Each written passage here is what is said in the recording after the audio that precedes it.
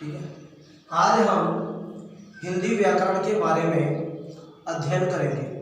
हिंदी व्याकरण में बोर्ड परीक्षाओं के आधार पर सबसे पहला जो टॉपिक है वो है क्रिया। सबसे पहले हमें ये समझना होगा कि क्रिया है क्या। हम क्रिया को पढ़ने से पहले ये ध्यान करें कि क्रिया के मायने हमें समझ में आने चाहिए कि क्रिया क्या है। हम केवल रटते हैं, परिभाषा को रट लेते हैं, जब उसके बारे में हम जानकारी करते हैं तो हमें ये जानकारी नहीं मिल पाती है कि क्रिया वास्तव में है क्या। सबसे पहले हमें देखना होगा क्रिया क्या है, क्रिया की उत्पत्ति कहाँ से हुई है। क्रिया की जो उत्पत्ति हुई है वो हुई है क्रि से। क्रि का अर्थ होता है करना। क्रि का अर्थ होता है करना, जो कुछ हम करते हैं, जो हमारे द्वारा किया जाता है, जो किया गया कार्य है वो क्रिया कहलाता है। सबसे पहले ध्यान में आ जाए कि क्रिया के बारे में हमको उसका शाब्दिक अर्थ पता लगना चाहिए कि इसकी उत्पत्ति किससे हुई है। तो हमको ध्यान में आएगा कि हाँ, क्रिया जो है वो करना है। क्या करना है? कार्य करना है। अब जब क्रिया के अंदर हम कार्य करेंगे तो क्रिया का मतलब होता है करना। करना जो होता है वो होती है क्रिया। करना क्रिया होती है। किया क्या जाता है? हमारे द्वारा क्या किया जाता है। तो हमको ध्यान में आएगा कि जो हम क्रिया कर रहे हैं उसमें हम क्या कर रहे हैं? उसमें हम करते हैं कार्य, अर्थात काम। तो हमारे द्वारा जो काम किया जा रहा है वो तो हमारा कर्म हो गया, और जो हमने किया है वो हमारी क्रिया होगी। जैसे पढ़ना है, लिखना है, सोना है, हंसना है, खेलना है, पढ़ाना है, घूमना है। ये सारी बातें हमको ध्यान में आनी चाहिए कि ये सब क्या है? ये हमारे कर्म है, क्रिया है। और क्रिया के साथ में हमको ये ध्यान में आ जाएगा कि हमने जो किया है वो हमारा कार्य है, अर्थात हमारा काम है, तो वो हमारा कर्म कहलाता है। क्रिया के साथ कर्म जुड़ा होता है और करने वाला जो होता है वो कहलाता है कर्ता। कार्य को जो करता है, कार्य को करने वाला कर्ता। हमको ये ध्यान में आना चाहिए कि कर्ता के द्वारा जो कुछ किया जाएगा वो क्रिया होगी, और जो क्रिया की गई है उसमें हमने क्या किया है वो उसका कर्म होगा। जब ये सब बातें हमको ध्यान में आएगी तो हमको लगेगा कि हाँ, हिंदी में क्रिया क्या है। क्रिया हमारी किए गया कार्य है, और जो कार्य हमने किया है वो उसका कर्म होगा। करने वाला कौन है? वो कर्ता होगा। तो कर्ता, कर्म और क्रिया ये तीनों मिलकर के एक वाक्य की रचना करते हैं। तो इसको हम जब समझ में आ जाएगा तो हम ये समझ पाएंगे कि अगर आसानी से कोई हमें कहे कि क्रिया की परिभाषा क्या होती है, जब हमको ध्यान में आएगा क्रिया की परिभाषा क्या है, तो हमें इसमें रटने की आवश्यकता नहीं है। इसमें क्या होगा? हमारे द्वारा या जिस कार्य को कर्म किया जाता है वो हमारी क्रिया होती है, और उसको अगर हम पारिभाषिक रूप में लेंगे तो जिससे किसी कार्य का करना या होना पाया जाए। कार्य क्या है? कर्म है। जो कर्म हमने किया है उसको किया गया है, जिससे किसी कार्य का, जिस शब्द से किसी कार्य का करना या होना पाया जाए वह क्रिया कहलाती है। तो इससे हमारा ये स्पष्ट हो जाएगा कि क्रिया क्या है। तो अब एक बार हम इसकी परिभाषा पर ध्यान करेंगे। तो परिभाषा हमारी सामान्य है, जिस शब्द से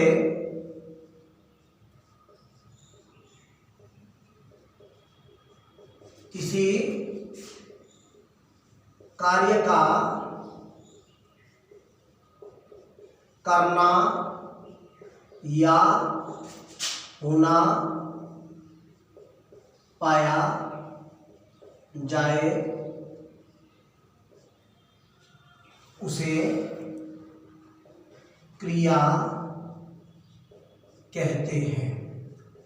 अब इस बात से हमको ये ध्यान में आ जाएगा कि जिस शब्द से, अब क्या क्या है, जैसे आपने लिखा वह, पुस्तक पढ़ता है। तो हमको ध्यान में आना चाहिए इस बात से, जिस शब्द से, कौन सा शब्द है, पढ़ना, जिस शब्द से किसी कार्य का, कार्य क्या है हमारा, पुस्तक, करना या होना पाया जाए। हम कौन सा काम कर रहे हैं, पढ़ने का काम कर रहे हैं। जो पढ़ने का काम कर रहे हैं वो हमारी क्रिया है। हमने कौन सा कार्य किया है, पढ़ने का कार्य किया है। कौन सा कार्य, किसको पढ़ने का, पुस्तक को। कर्म का पता लगाने के लिए हमें क्या करना पड़ेगा, हमें कैसा पता चलेगा कि हमारा कर्म है, तो उसके लिए हमारे पास में कारक होते हैं। तो कारकों में हमारा पहला कारक होता है कर्ता और दूसरा होता है हमारा कर्म।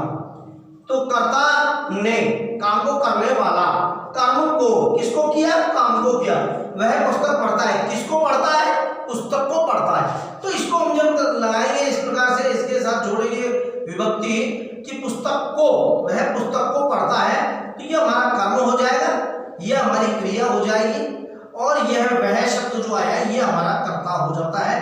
कर्ता ने कर्म किया है। इस प्रकार से अगर हम देखेंगे तो हमको ये सब बात ध्यान में आएगी कि क्रिया वास्तविकता में क्या है। तो क्रिया की जानकारी के लिए हमको ध्यान आना चाहिए, करना किसी कार्य को, जिससे हमको ये पता लगे कि इस शब्द से हमारा कार्य का करना या होना पाया जा रहा है, तो वो हमारी क्रिया कहलाती है। तो ये एक बार हमारा टॉपिक समझ में आना चाहिए। मूलभूत हमारी जो आवश्यकता है वो है कि क्रिया है क्या। जब ये हमको समझ में आ जाएगा, हमारे ध्यान में आ जाएगा, तो हम इस बात को अच्छे से समझ पाएंगे कि क्रिया क्या है। अब क्रिया हमको ध्यान में आ गई तो हमारा एक टॉपिक क्लियर हो जाता है कि क्रिया क्या है। तो क्रिया है हमारा करना। क्या करना, काम को करना। करने वाला कौन है, कर्ता। जिस शब्द से किसी कार्य का करना या होना पाया जाता है वो क्रिया कहलाती है। तो इस प्रकार से ये हमारा एक टॉपिक पूरा हुआ कि क्रिया क्या है। अब आता है क्रिया के भेद।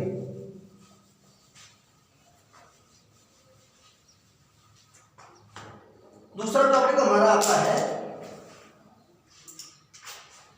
क्रिया के भेद।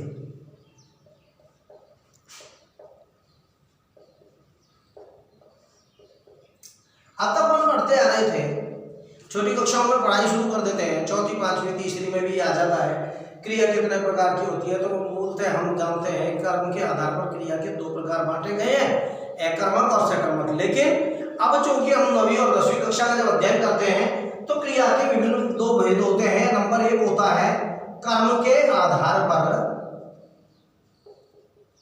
कर्म के आधार पर क्रिया के भेद। और दूसरा टॉपिक हमारा आता है प्रयोग रचना, प्रयोग रचना तथा अन्य आधार पर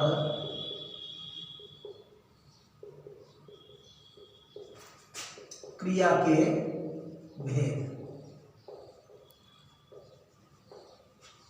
इस प्रकार से हमारी क्रिया के दो भेद हो गए। प्रमुख कारण हो गया हमारा एक कर्म के आधार पर क्रिया का भेद, और दूसरा हमारा होता है प्रयोग रचना और अन्य आधार पर क्रिया के भेद। तो सबसे पहले हम जिसको हल करने वाले हैं वो हमारा पहला पॉइंट आता है कर्म के आधार पर क्रिया के भेद। हम सभी जानते हैं कर्म क्या है, जिसको हमने किया है, प्रमुख रूप से जिस कार्य को हमने किया है, तो जो कर्म हमारे द्वारा हुआ है वो कर्म कहलाता है। अब कई क्रियाएं ऐसी होती है जिनमें कर्म की आवश्यकता ही नहीं होती है, जैसे वह जा रहा है, व्यक्ति पढ़ रहा है, वह घूम रहा है, मैं पढ़ रहा हूं, वह पी रहा है, वह खा रहा है। इस प्रकार के जो शब्द आते हैं, वाक्य आते हैं हमारे, तो उससे हमको पता लगता है कि ये कर्म की हमारे पास में अभिव्यक्ति हो रही है या नहीं, इसमें कर्म है ही नहीं। एक होता है वह पानी पी रहा है, वह भोजन कर रहा है, वह फुटबॉल खेल रहा है, वह पंखा चला रहा है, वह बाजार जा रहा है। तो इस प्रकार से हम देखेंगे तो हमको लगेगा इसमें कर्म है। तो कर्म के आधार पर हमारी जो क्रिया के भेद है नंबर के आधार पर, तो वो होता है नंबर 1 है अकर्मक क्रिया, अकर्मक क्रिया, और दूसरा हमारा होता है सकर्मक क्रिया।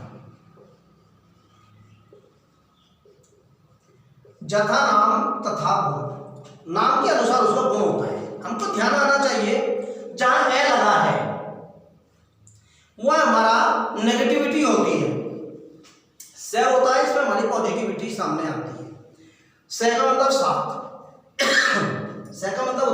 साथ। साथ कौन है?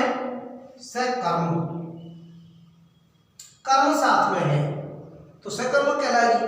ए का मतलब रहित, जहां कर्म साथ नहीं है वहां अकर्मक क्रिया होगी। तो सबसे पहले तो हम इसी बात से समझ रहे कि इसमें ए का उपयोग है, इसमें स का।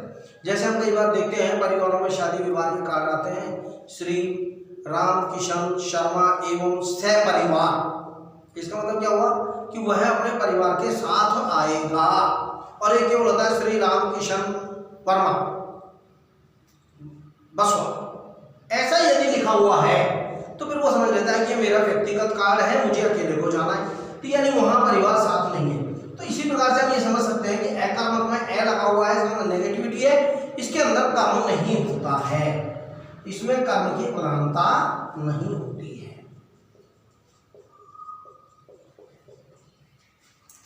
सकर्मक क्रिया में साथ में है कर्म, तो जब कर्म साथ में है तो हम उसमें क्या लिखेंगे? इसमें कर्म की प्रधानता होती है। तो ये बात हमको एक बार समझ में आ जानी चाहिए कि अकर्मक में क्या होता है? कर्म नहीं होता है, और सकर्मक में क्या होता है? कर्म होता है। अब हम इसके बारे में जानकारी करेंगे। अकर्मक क्रिया क्या होती है? वह क्रिया जिसमें वाक्य में कर्म के क्रिया के साथ कर्म की आवश्यकता नहीं होती है, वो कहलाती है अकर्मक क्रिया। जैसे वह जाता है। अब यहां किसी प्रकार का कोई कर्म नहीं है, वह करता है और जाना इसकी क्रिया हो गई। वह जाता है, कहां जाता है कोई पता नहीं, किससे जाता है कोई पता नहीं, किस काम के लिए जाता है कोई पता नहीं। तो केवल हमको ये ध्यान में आ गया कि जिस क्रिया के साथ उसका कर्म नहीं होता है वो अकर्मक क्रिया कहलाती है, जैसे वह जाता है।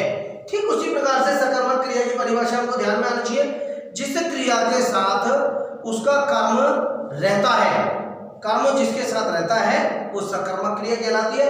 उसका उदाहरण यदि हम लिखेंगे तो लिखेंगे वह पुस्तक पढ़ता है। अब यहां क्रिया हो गई हमारी पढ़ना, और वह हो गया करता। किस काम को कर रहा है? वो पुस्तक को पढ़ने का काम कर रहा है। तो पुस्तक को पढ़ रहा है, इसलिए पुस्तक इसका कर्म है, तो ये इसके अंदर कर्म सकर्मक क्रिया कहलाएगी। अब हमको एक बात ध्यान में आनी चाहिए, हम कई बार क्या करते हैं कि हम दो ही बात याद कर लेते हैं। एक अकर्मक क्रिया होती है जिसके अंदर कर्म नहीं होता है, दूसरी सकर्मक क्रिया होती है जिसमें कर्म होता है। इसके बाद में हम उसकी तीसरी कर लेते हैं और समझ लेते हैं बस क्रिया यही है। लेकिन इसको थोड़ा समझने की बात है कि अकर्मक जो क्रिया है उस अकर्मक क्रिया के भी दो प्रकार हैं। अकर्मक क्रिया के भी दो प्रकार हैं, तो मैं आपको इसके बारे में बता देता हूं कि अकर्मक क्रिया के दो प्रकार कौन कौन से हैं। जैसे हमारी पहली क्रिया है अकर्मक क्रिया। अकर्मक क्रिया, अब इसे अकर्मक क्रिया के बारे में जब हम जानकारी करेंगे तो हमको बात ध्यान आएगी कि इसके दो प्रकार कौन कौन से हैं। एक होती है पूर्ण अकर्मक क्रिया और दूसरी होती है अपूर्ण अकर्मक क्रिया।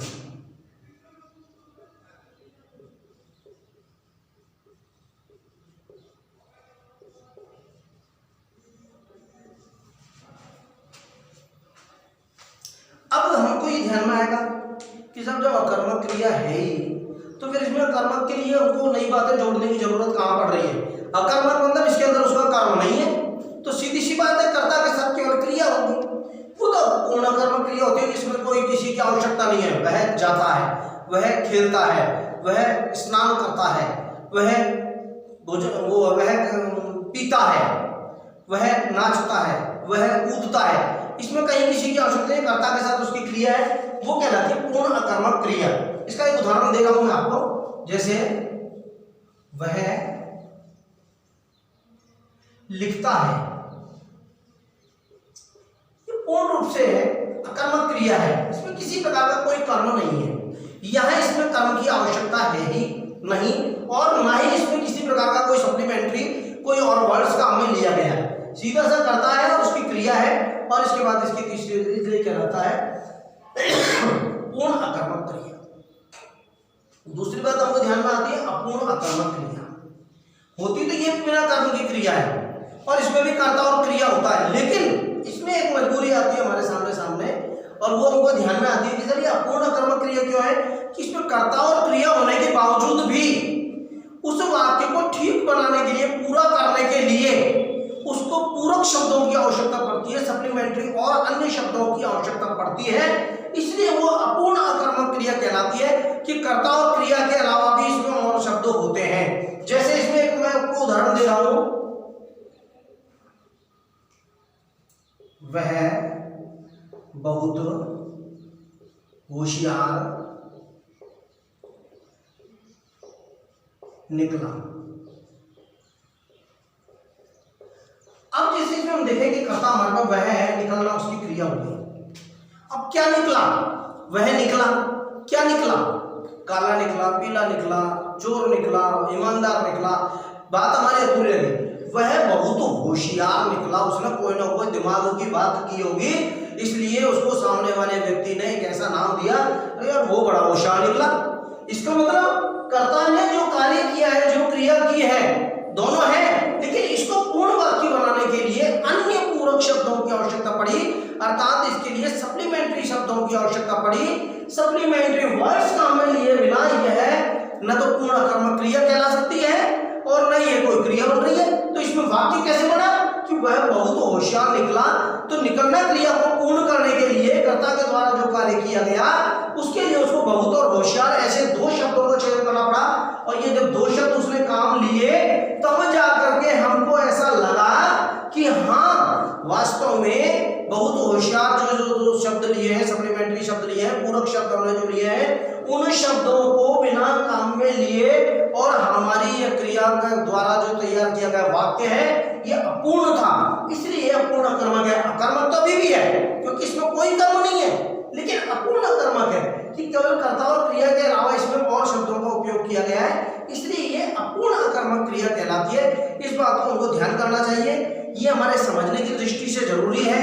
कई बार हम चक्कर खा जाते हैं, वह बहुत होशियार निकला, और गुरुजी ने तो बताया था केवल कर्ता के साथ क्रिया ही होती है, तो इसमें सब कर्ता तो है ही, क्रिया ही है, और बहुत होशियार को हम कर्म मान लेते हैं और उस कर्म के आधार पर हम इसको नाम देते हैं सकर्मक क्रिया। इस कारण से हमारा बोर्ड की परीक्षा में जब कॉपी जांचने के लिए जाती है तो उसमें हमारे नंबर कट के 0 दे दिए जाते हैं। फिर हमको ध्यान आता है और हम अपने आचार्य के सामने विषय रखते हैं, जैसा मेरे तो है ना, जो मैंने कॉपी निकलवाई थी और उसमें कट गया, जबकि इसमें तो कर्म है। बताइए कर्म कहाँ है? मैंने इसके लिए आपको पहले बताया था, कर्म क्या विभक्ति चिन्ह है को, कर्ता ने कर्म को, तो जब कर्म हमारा है तो अगर मान लीजिए ऐसा है तो हम कह सकते हैं वह लिखता है, वह पत्र लिखता है। किसको लिखता है? पत्र को लिखता है, तो पत्र उसका कर्म है। यहाँ क्या है? वह बहुत होशियार निकला। किसको निकला? कोई वाक्य नहीं बन रहा है, इसलिए अपूर्ण अकर्मक क्रिया है। तो ये हमको ध्यान में आनी चाहिए कि अपूर्ण अकर्मक क्रिया और अपूर्ण अकर्मक क्रिया, ये दो बातें जब हमको ध्यान में आ जाएंगी तो हम इस विषय को समझ पाएंगे कि हाँ क्रिया के अंदर जो कर्म के आधार पर क्रिया का भेद किया गया है हमारे द्वारा, उसमें दो प्रकार निकाले, एक अकर्मक क्रिया, दूसरा सकर्मक क्रिया। अब जो अकर्मक क्रिया हमने ली है उसके भी दो प्रकार है, एक है पूर्ण अकर्मक क्रिया और दूसरी है अपूर्ण अकर्मक क्रिया। तो इस प्रकार से हमारा ये एक अकर्मक क्रिया का चैप्टर पूरा हुआ। सकर्मक क्रिया है उसको अपन कल देखेंगे, कल आपके सामने सकर्मक क्रिया और उसके प्रकार के बारे में बताएंगे।